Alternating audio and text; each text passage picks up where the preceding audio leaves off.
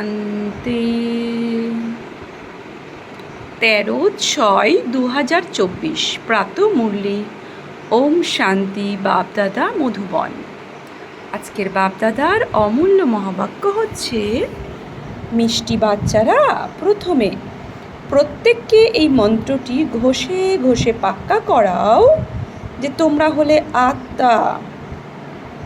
তোমাদের বাবাকে স্মরণ করতে হবে। স্মরণের দ্বারাই পাপ বিনষ্ট হবে। কোন মন্ত্র ঘষে ঘষে পাকা করতে বলছে? যে আমরা এক চৈতন্য শক্তি আত্মা। আমাদের বাবাকে স্মরণ করতে হবে, আত্মা হয়ে পরমাত্মা বাবাকে। স্মরণের দ্বারাই পাপ বিনষ্ট হবে। প্রশ্ন: সত্যিকারের সেবা কি যা তোমরা এখন করছো? উত্তর: ভারত যে পতিত হয়েছে তাকে পবিত্র করা, এটাই হলো প্রকৃত সত্য সেবা। লোকেরা জিজ্ঞাসা করে, তোমরা ভারতকে কি সেবা করো? তোমরা তাদের বলো যে শ্রীমত অনুসারে আমরা ভারতের এমন আধ্যাত্মিক সেবা করি যার ফলস্বরূপ ভারত ডবল মুকুটধারী হয়। ভারতে যে শান্তি সমৃদ্ধি ছিল তারই স্থাপনা আমরা করছি। ওম শান্তি। সর্বপ্রথম শিক্ষা হলো, বাচ্চারা নিজেকে আত্মা মনে করো বা মন মনোভব। এই হলো সংস্কৃত শব্দ। মন মনোভব শব্দটি হলো সংস্কৃত শব্দ। এখন বাচ্চারা যখন সার্ভিস করে তখন তো সর্বপ্রথমে তাদের আলফ পড়াতে হয়। যখন কেউ আসবে তো শিব বাবার চিত্রের সামনে নিয়ে যেতে হবে, অন্য কোনো চিত্রের সামনে নয়। প্রথমে বাবার চিত্রের সামনে তাদের বলতে হবে, বাবা হলে নিজেকে আত্মা মনে করে আমি তোমাদের বাবা, আমাকে স্মরণ করো। আমি হলাম তোমাদের সুপ্রিম পিতা, সুপ্রিম টিচার, সুপ্রিম গুরুও। সবাইকে এই পাঠ পড়াতে হবে। আরম্ভই করতে হবে এইখান থেকে। নিজেকে আত্মা নিশ্চয় করে আমি তোমাদের বাবা, আমাকে স্মরণ করো। কারণ তোমরা যে এখন পতিত হয়েছ, তোমাদের আবার শতপ্রধান হতে হবে। এই পাঠে সব কথা এসে যায়। সবাই কিন্তু এমন করে না। বাবা বলেন প্রথমে শিব বাবার চিত্রের কাছে নিয়ে যেতে হবে। ইনি হলেন অসীম জগতের বাবা। বাবা বলেন, মা আমি একম স্মরণ করো, নিজেকে আত্মা মনে করো, তাহলে ভবসাগর পার হয়ে যাবে। ভবসাগর অর্থাৎ ভাবনার সাগর।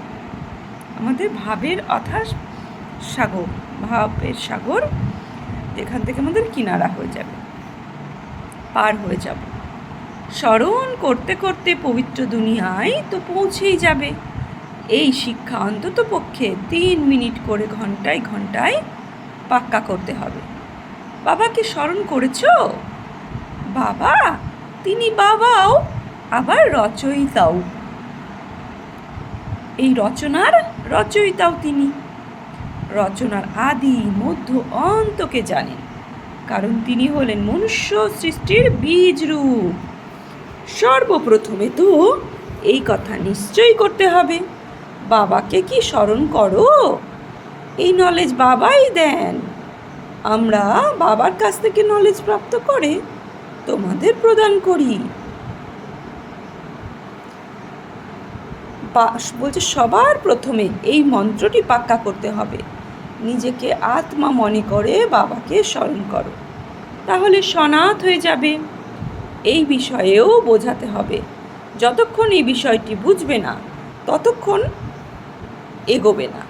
বাবার পরিচয়ের বিষয়ে নিয়ে 2-4টে চিত্র থাকা উচিত। তখন এই বিষয়ে খুব ভালোভাবে বোঝালে তাদের বুদ্ধিতে বসবে, আমাদের শিব বাবাকে স্মরণ করতে হবে। তিনি হলেন সর্বশক্তিমান, তাকে স্মরণ করলেই পাপ বিনষ্ট হবে। বাবার মহিমা তো ক্লিয়ার আছে, প্রথমে এই কথা তো অবশ্যই বোঝানো উচিত। নিজেকে আত্মা মনে করে মাম একম স্মরণ করো। দেহের সব সম্বন্ধ ভুলে যাও। আমি শিব, আমি অমুক, এই সব ত্যাগ করে একমাত্র বাবাকে স্মরণ করতে হবে।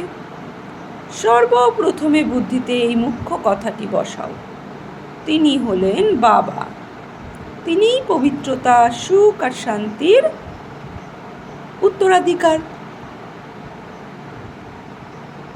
কি করে তিনি সুখ শান্তির উত্তরাধিকার প্রদান করেন? বাবাই ক্যারেক্টার শুধরে দেন। তাই বাবার খেয়ালে এই কথাটি এলো যে প্রথম পাঠ এইভাবে বাচ্চারা পাক্কা করায় না, যেটা খুব জরুরি। এই কথাটি বুদ্ধিতে যত ঘষতে থাকবে ততই স্মরণে থাকবে। বাবার পরিচয় দিতে যদি 5 মিনিট সময় লাগুক, সরে আসবে না। খুব আগ্রহ সহকারে তারা বাবার মহিমা শুনবে। বাবার চিত্র হলো মুখ্য চিত্র, মানুষের লাইন, মানে কিউবের চিত্রের সামনে যেন থাকে। তো বাবার পেগাম সবাইকে দিতে হবে, মহিমা সমেত বাবার পেগাম সবাইকে দিতে হবে, মানে বার্তা। তারপরে হলো রচনার নলেজ। এই চক্রটি কিভাবে আবর্তিত হয়? যেমন মশলা পিষে পিষে একদম মিহি করা হয়, তোমাদের হলো ঈশ্বরীয় মিশন। তাই ভালোভাবে একটি কথা বুদ্ধিতে বসাতে হবে, কারণ বাবাকে না জানার দরুন সবাই অনাথ হয়ে যায়। পরিচয় দিতে হবে, শিব বাবা হলেন সুপ্রিম পিতা, সুপ্রিম শিক্ষক, সুপ্রিম গুরু। 3টি পরিচয় জানিয়ে দিলে সর্বব্যাপীর কথাটি বুদ্ধি থেকে বেরিয়ে যাবে। এই কথাটি সর্বপ্রথমে বুদ্ধিতে বসাও। বাবাকে স্মরণ করতে হবে, তবেই তোমরা পতীত থেকে পবিত্র হতে পারবে। দেবী গুণ ধারণ করতে হবে, শতপ্রধান হতে হবে। তোমরা তাদের বাবার স্মরণ করালে তাতে তোমাদের কল্যাণ নিহিত আছে। তোমরাও মনমনোভব থাকবে। তোমরা হলে পেগাম্বর, তাই বাবার পরিচয় দিতে হবে। একজন মানুষও এমন নেই যার এই জ্ঞান আছে যে শিব বাবা হলেন আমাদের পিতা, টিচার ও গুরু। বাবার পরিচয় শুনলে খুব খুশি হবে তারা। ভগবান উবাচু মাম একম স্মরণ করো, তাহলে তোমাদের পাপ কেটে যাবে। এই কথাও তোমরা জানো, গীতা জ্ঞানের সঙ্গে মহাভারতের যুদ্ধ দেখানো হয়েছে। এখন তো আর কোনো যুদ্ধের কথা নেই। তোমাদের যুদ্ধ হলো বাবাকে স্মরণ করার সময়। পড়াশুনো তো আলাদা জিনিস, বাকি যুদ্ধ হলো স্মরণের।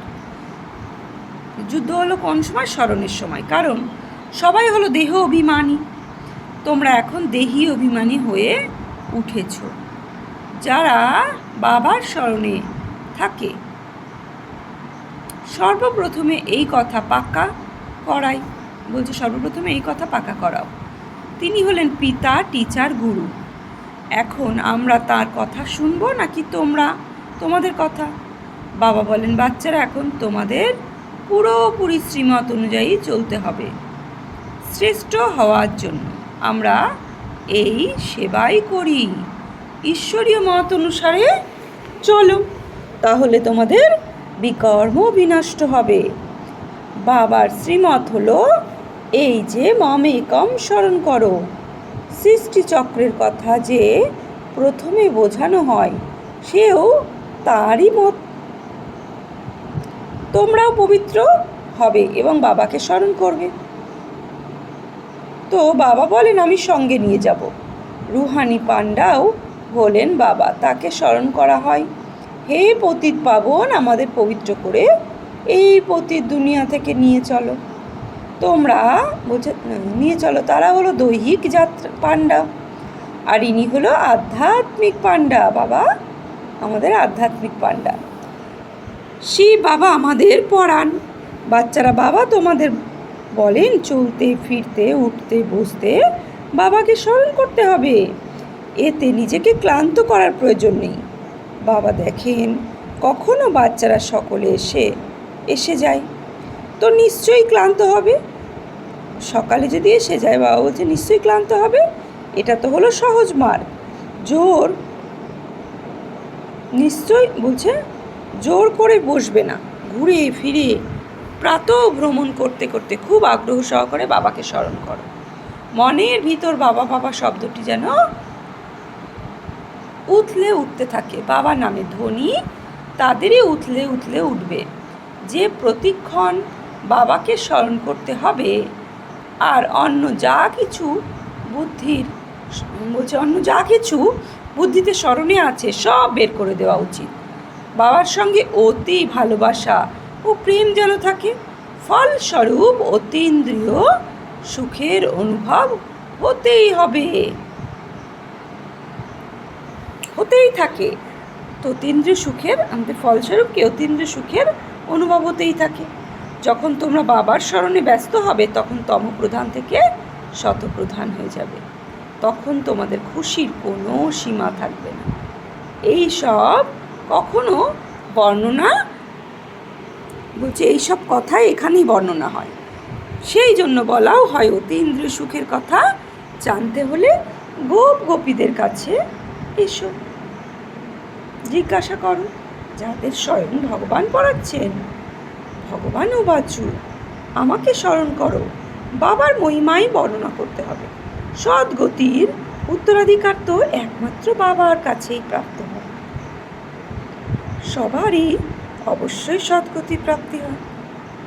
সবচেয়ে প্রথমে সবাই যাতে শান্তিধাম, এই কথাটি বুদ্ধিতে পাকা থাকা উচিত যে বাবা আমাদের সদ্গতি প্রদান করছে। শান্তিধাম সুখধাম কাকে বলা হয় সেই কথা তো বোঝানো হয়েছে। শান্তিধামে সব আত্মারা বাস করে। শান্তিধাম হলো সুইট হোম, সাইলেন্সের হোম, টাওয়ার অফ সাইলেন্স। এই চোখ দিয়ে কেউ তো দেখতে পারে না। বিজ্ঞানীদের বুদ্ধি তো এখানে যা চোখে দেখা যায় সে সবেই চলে। আত্মাদের তো এই চোখ দিয়ে কেউ দেখতে পায় না, বুদ্ধি দিয়ে বুঝতে পারে। এখন আত্মাদের দেখতে পাবে না, তখন বাবাকে দেখবে কিভাবে? এই কথাটি বুঝতে হবে, তাই না? এই চোখ দিয়ে দেখা অসম্ভব। ভগবানও বাচ্চু আমাকে স্মরণ করো, তাহলে পাপ ভস্য হয়ে যাবে। বাবা কি বলছেন? শুধু আমাকেই স্মরণ করো, আত্মা হয়ে পরমাত্মাকে স্মরণ করো। এই কথা কে বলেন? বাবা বলছেন আমাকে স্মরণ করো। এই কথা কে বলেন? পুরোপুরি বুঝতে না পারায় কৃষ্ণের নাম দিয়ে দিয়েছে। কৃষ্ণকে তো অনেক স্মরণ করে, দিন দিন ব্যভিচারী হয়ে যাচ্ছে। ভক্তিতে সর্বপ্রথমে শিবের ভক্তি করা হয়েছিল, সেটা ছিল অব্যভিচারী ভক্তি। তারপর লক্ষ্মীনারায়ণের ভক্তি সর্বোচ্চ হলো ভগবানের। উনি উত্তরাধিকার দেন বিষ্ণু স্বরূপ হওয়ার। তোমরা শিব বংশী হয়ে বিষ্ণুপুরীর মালিক হও। তো প্রথমে শিবের বংশ হতে হবে, তারপরে বিষ্ণুপুরীর মালিক হও। মালা তৈরি হয় যখন প্রথম পাঠ ভালোভাবে পড়া হয়। আমি এক চৈতন্য শক্তি আত্মা, এই পাঠকে ভালোভাবে ব্যাখ্যা করা হয়। বাবাকে স্মরণ করা মাসির বাড়ির ঘর নয়, তাই না? স্মরণে বারবার বিঘ্ন আসে। তো মাসির বাড়ি যাওয়ার মতো সহজ কথা নয়। মন বুদ্ধিকে সব দিক থেকে সরিয়ে এক বাবাতে স্থির করতে হয়। যা কিছু চোখে দেখেছ সব কিছু থেকে বুদ্ধিযোগ সরিয়ে নাও। বাবা বলেন মামিকম স্মরণ করো, এতে কনফিউজড হবে না। বাবা এই রথে বসে আছেন, অর্থাৎ ব্রহ্মা বাবার শরীরে। তার মহিমা বর্ণনা করা হয়। তিনি হলেন নিরাকার। এনার দ্বারা তোমাদের ক্ষণে ক্ষণে স্মরণ করানো হয়। ব্রহ্মার দ্বারা ক্ষণে ক্ষণে স্মরণ করানো হয়। তোমরা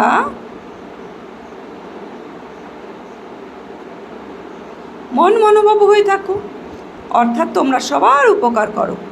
তোমরা রন্ধনের কাজে নিযুক্তদের বলে থাকো যে সেই বাবাকে স্মরণ করে ভোজন তৈরি করো, যাতে যারা খাবার খাবে তাদের বুদ্ধি শুদ্ধ হয়ে যাবে। একে অপরকে স্মরণ করতে হবে। প্রত্যেকে অল্প মাত্রায় হলেও কিছু সময় স্মরণ করে। কেউ আধ ঘন্টা, কেউ 10 মিনিট বসে স্মরণ করে। কেউ আবার 5 মিনিটও যদি ভালোভাবে স্মরণ করলেও তাহলেও রাজধানীতে আসবে। রাজা রানী সদা সবাইকে স্নেহ করে। তোমরাও ভালোবাসার সাগরে পরিণত হও। তাই সকলের প্রতি ভালোবাসার ভাবনা থাকবে, শুধুই ভালোবাসা। বাবা হলেন ভালোবাসার সাগর, অতএব বাচ্চাদেরও নিশ্চয়ই এমন ভালোবাসার ভাবনা থাকবে।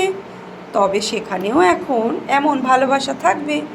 রাজধানীরা অনেক ভালোবাসা, রাজা রানীও অনেক ভালোবাসা থাকে, তাই না? রাজা রানীদেরও ভালোবাসা থাকে, বাচ্চাদের অনেক ভালোবাসা থাকে।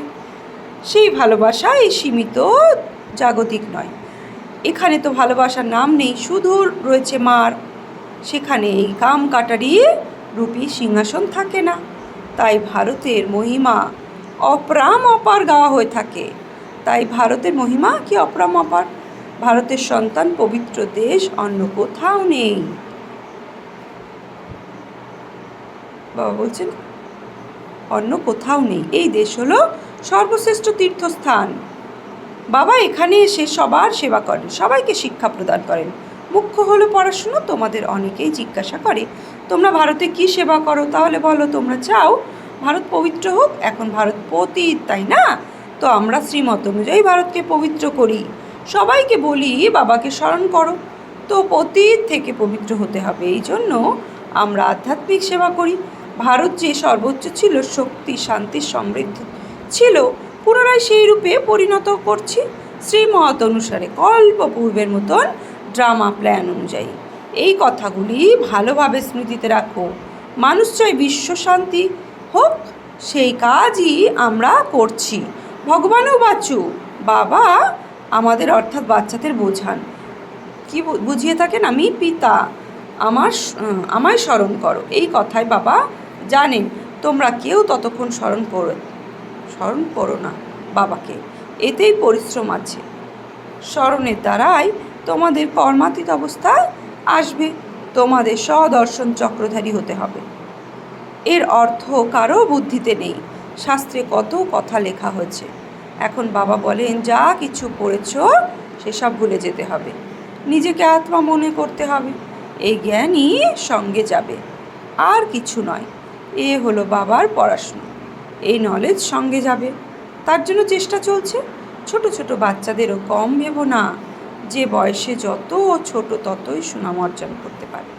ছোট ছোট কন্যারা বসে বয়স্ক গুরুজনদের বোঝাবে, তো কামাল হয়ে যাবে। তাদেরও নিজের মতন পরিণত করতে হবে। কেউ প্রশ্ন করলে যাতে রেসপন্স করবে এমনভাবে তৈরি করো। তারপরে যেখানে সেন্টার থাকবে বা মিউজিয়াম থাকবে তাদের সেখানে পাঠিয়ে দেওয়া হবে। এমন গ্রুপ তৈরি করো, এই তো সময় এমন সার্ভিস করো। বয়স্ক গুরুজনদের ছোট ছোট কন্যারা বসে বোঝালে আশাতীত ফল পাওয়া যাবে।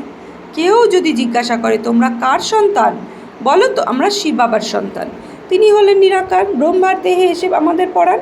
এই পড়াশুনোর আধারে আমরা লক্ষ্মীনারায়ণ হতে হবে। সত্যযুগে আদিকালে এই লক্ষ্মীনারায়ণের রাজত্ব ছিল, তাই না? তাদের কে এমন তৈরি করেছেন? নিশ্চয়ই বিশেষ কর্ম করে শ্রেষ্ঠ স্বরূপ প্রাপ্ত হয়েছে, তাই না? বাবা বসে কর্ম অকর্ম বিকর্মের গতি বুঝিয়ে থাকেন। শিব বাবা আমাদের পড়ান, তিনি হলেন পিতা, শিক্ষক, গুরু। এতই বাবা বোঝান মুখ্য একটি কথাই জোর দিয়ে বোঝাতে হবে। বলছে সর্বপ্রথমে আলফকে বুঝলে এত প্রশ্ন কেউ জিজ্ঞাসা করবে না, তারা মাথা খারাপ করে দেবে। প্রথমে কথা হলো আলফ, আমার শ্রীমত অনুযায়ী চলো, অর্থাৎ বাবা, বে মানে তার বর্ষা। এমন অনেকে আসবে যারা বলবে আলফকে বুঝে নিয়েছি, বাকি চিত্র দেখার কি প্রয়োজন আছে? আমরা আলফকে জেনে সব কিছু বুঝে নিয়েছি, ভিক্ষা পাওয়া হয়ে গেছে আমাদের, তা নিয়ে চলে যাবে। তোমরা ফার্স্ট ক্লাস ভিক্ষা দান করো। বাবার পরিচয় দিলেই বাবাকে যত স্মরণ করার তত তমপ্রধান থেকে শতপ্রধান হবে। আচ্ছা, মিষ্টি মিষ্টি হারানিধি বাচ্চাদের প্রতি মাত পিতা বাপদাদার স্মরণে স্নেহ সুমন আর সুপ্রভাত। আত্মাদের পিতা তার আত্মারূপী বাচ্চাদের জানাচ্ছে নমস্কার। আমরা আত্মারূপী বাচ্চারা আত্মারূপী বাপদাদাকেও জানাচ্ছি নমস্কার, সুপ্রভাত, ধন্যবাদ। ধারণার জন্য মুখ্যসার, অতীন্দ্রিয় সুখের অনুভব করার জন্য স্মৃতিতে বাবা বাবা শব্দ যেন উঠতে থাকে। জোর করে নয়, সহজভাবে বাবাকে চলতে ফিরতে স্মরণ করো। বুদ্ধি সব দিক থেকে সরিয়ে একের প্রতি নিয়োজিত করো। যেমন বাবা হলেন ভালোবাসার সাগর, তেমনই বাবার মতো ভালোবাসার সাগর হতে হবে। সবার উপকার করতে হবে, বাবার স্মরণে থাকতে হবে এবং সবাইকে বাবার কথা স্মরণ করাতে হবে। বরদান, শান্তির শক্তির সাধনগুলির দ্বারা বিষয়কে শান্ত করা আধ্যাত্মিক শাস্ত্রধারী ভব। শান্তির শক্তির সাধনগুলি দ্বারা বিশ্বকে শান্ত করা আধ্যাত্মিক শস্ত্রধারী ভব। শান্তির শক্তির সাধন হলো শুভ সংকল্প, শুভ ভাবনা আর নয়নের ভাষা। যেরকম মুখের ভাষার দ্বারা বাবা রচনার পরিচয় দিয়ে থাকো, সেই রকম শান্তির শক্তির আধারে নয়নের ভাষার দ্বারা নয়ন যুগলের বাবার গুণগুলিকে অনুভব করাতে পারো। স্থূল সেবার সাধনের থেকেও বেশি সাইলেন্সের শক্তি হলো অতিশ্রেষ্ঠ। আধ্যাত্মিক সেনার এটাই হলো বিশেষ যোগ্য। এই শাস্ত্রের দ্বারা অশান্ত বিশ্বকে শান্ত করতে পারো। স্লোগান, নির্বিঘ্ন থাকা, নির্বিঘ্ন বানানো, এটাই হলো সত্যিকারের সেবার প্রমাণ। ওম শান্তি। আজকে সমান নেব আমি আধ্যাত্মিক শস্ত্রধারী আত্মা। ওম শান্তি।